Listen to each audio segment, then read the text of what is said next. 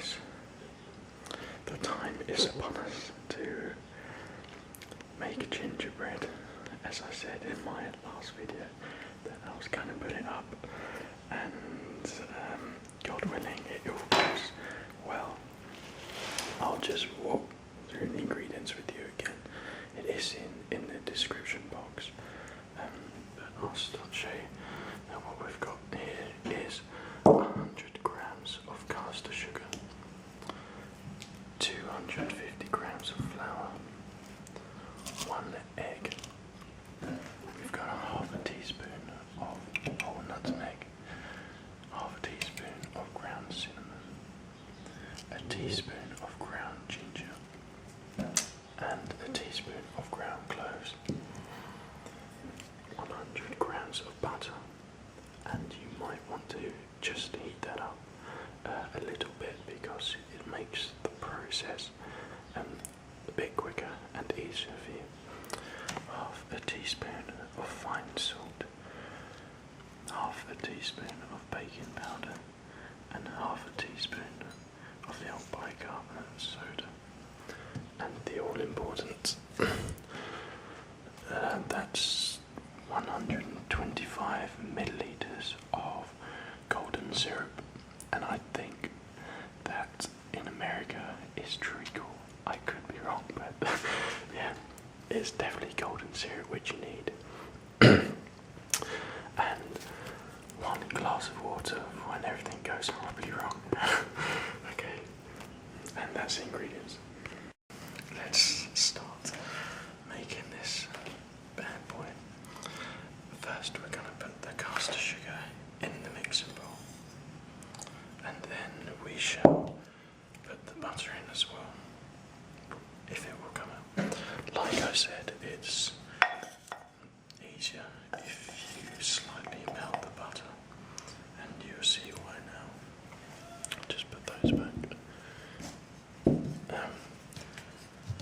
We've got to mix these in together, so we'll start just mixing it up. And I'll try and do it as quick as possible for you guys. But yeah, that's the whole point of baking. It takes time, but it's there's a small light at the end of the tunnel, and that is gingerbread. And if you're prone to letting the ingredients fly out the bowl, try and not do that, because my last one I made, the video, I literally tipped about half of the ingredients out the bowl. So yeah.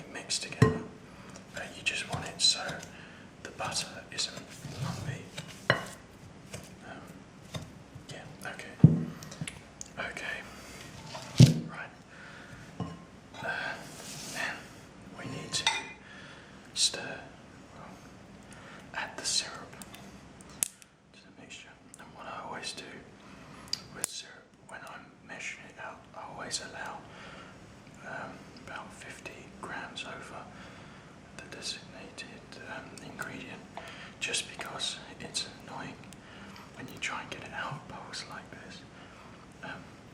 So yeah, so there's room for error, I suppose. Yes, I suppose that's about right. Right, that's the golden syrup. Now here comes the most tricky part of the whole process, and my least favourite bit. That's getting the egg yolk. Okay, I've got my water nearby because I'm going to get annoyed. Okay, if you know how to do it already, congratulations. If you're like me, this is how you do it. You crack the egg, and you want the yolk, so what you do is... Damn! Okay, what you do is you get rid of this egg.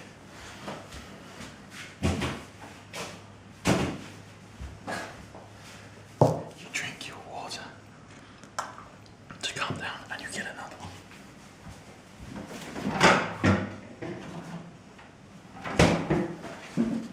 Okay, I've got 3 more left, so I'll do one more with the hair on. Here we go.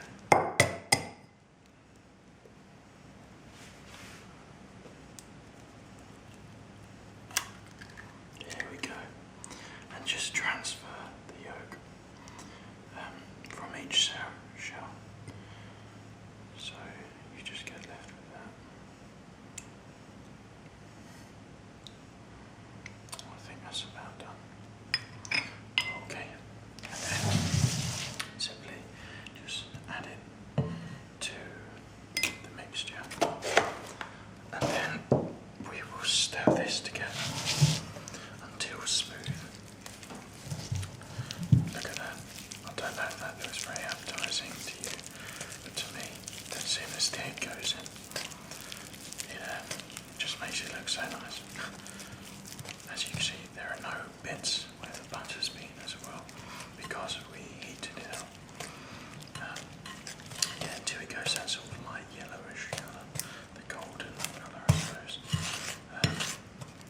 Yeah, that's when you start adding the other ingredients.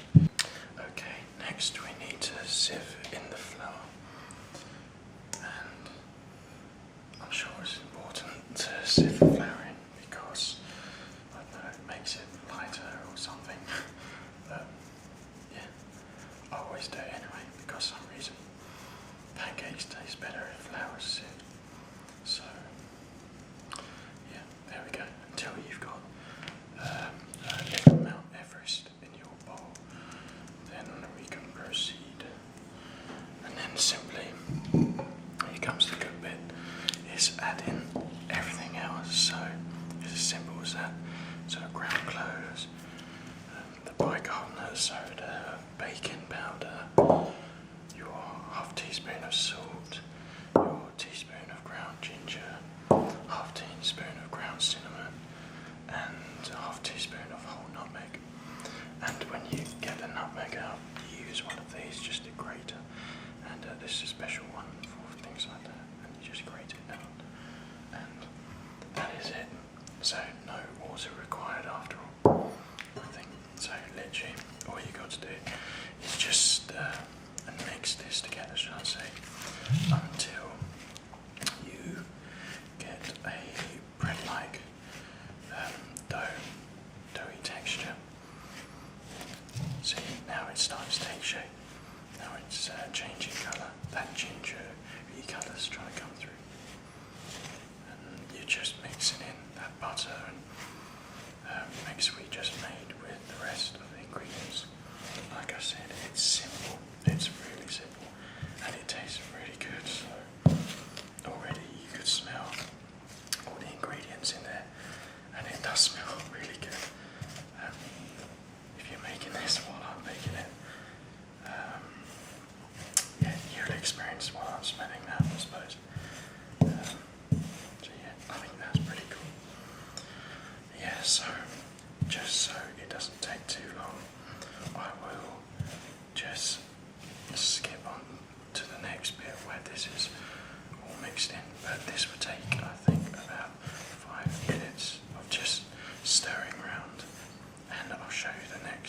stage of the process after I've done it. Okay.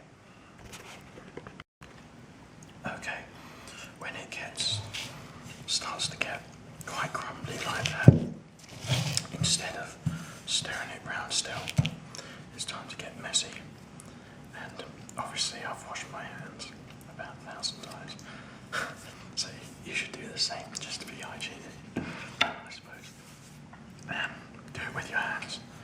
I hope you can see it alright. But literally, it's just, well, you're not kneading it, but you're just sticking it together. So, all you got to do is roll it out like that. And it's as simple as that. If it gets too crumbly, that's only because you've got too much flour. But there's an easy way of sorting that out, and that's just by adding more golden syrup to the mixture to make it more sticky, and then it sticks better. And also, you might think it's not sticking because of the butter, and that's only because it still might be a bit lumpy. That's why it's easier, like I said, to put it in the microwave. But yeah, it should all work out. It just takes a bit of time, but I think this is the fastest way of making it. But look at that, it looks so good. And I promise you I won't eat the dough this time. If you watched my last video, yeah, I said I was going to remake this again because last time I ate all the dough because I left it in the fridge overnight and I got a little bit peckish. Me being me, you know. So yeah, okay, it's starting to look like it. Cooking it ready for the dough. Yeah, there's only one very good way of testing if it tastes right. Simply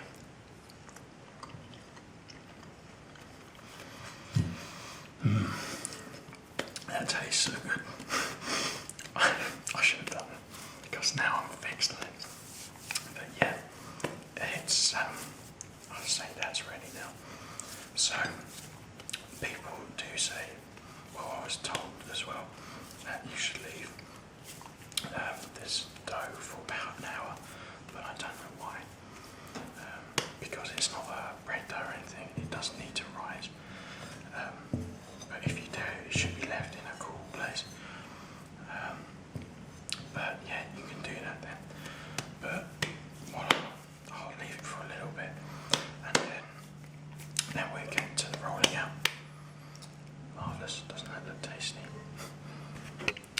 Okay, after you left your dough for some reason, it's time to make a mess again after you've cleared everything up. What I've done is I grease-proofed some baking trays. The oven's on preheating at 180, well, 280.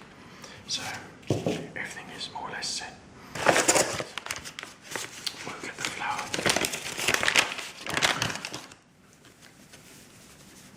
And I'm sure you all know this already, but you just flour up the table so the dough won't stick, and the rolling pin as well. Voila. And you don't want too much flour. Some people also do it with icing sugar as well, but I don't because it makes even more of a mess. So okay, we'll get the dough and we'll start to roll it out. And basically you want a thickness of, I think, 1.5 centimetres, which is just about right, but obviously you can do whatever thickness you want. Like I tend to do mine just a little bit thinner. Yeah, there we go. Now it's rolled out and probably stuck to the table. We'll get rid of the bowl, and you can cut it in whatever shape you want. Obviously, being gingerbread, I should probably do a ginger man, but I'll just get them out the box.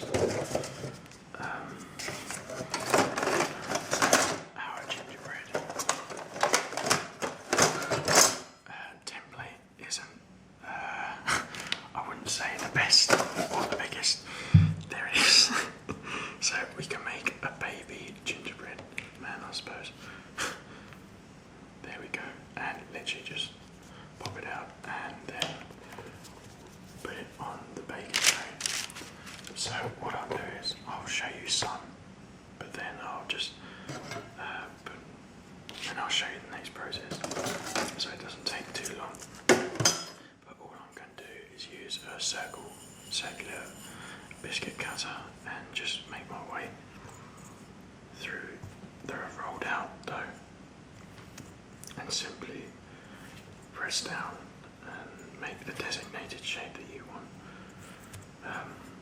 And then when you run out of dough, just roll it out again and get whatever shapes you can. Yeah, let's try that side. It's kind of Christmassy, I suppose. There we go. Now and then we just pick the dough away so it's ready to be rolled out again, like I said. I see room for another ginger baby. That's a girl. Not using that. No, whoa. A ginger man, the ginger dog, the ginger man's dog, I suppose. There we go. Well, we have a dog. But remember, all these will expand in the oven. So yeah, you don't want to put them too close together when you open them on the baking tray. For example, I've put 2 trays out, and all I'm doing, they will expand to about there, so plenty of space between them. I mean, if you like, if you're a bit of a perfectionist, you probably want to make some sort of pattern. But as I said,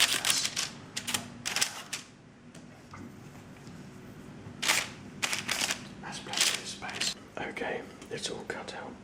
The oven is preheated and they're on the baking tray. I've just done circles, the ginger baby, and this is designated to, obviously, do I need to say, but you know that won't work because it will expand, but just so you know the thoughts there. So yeah, we'll just open it up, wicked, and there's only 2 trays in there, so I've got to change that. Number 2, I don't want it to burn. And number 3, say goodbye. And we'll leave that for 9 minutes. They say 8 or 9 to 10, but no longer it will burn. Okay, it's beeping, so time to see if they worked. There we go.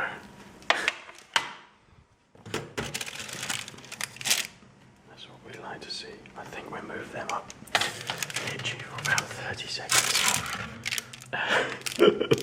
Like I said, it wouldn't work too well, but there we go. So basically that's the end, I suppose. You can decorate them, but I usually don't put icing on them. Sprinkles, you know, the works, but I don't want this video to go on any longer, because if you hung on in there, well done and thank you. It means a lot, so I wish you all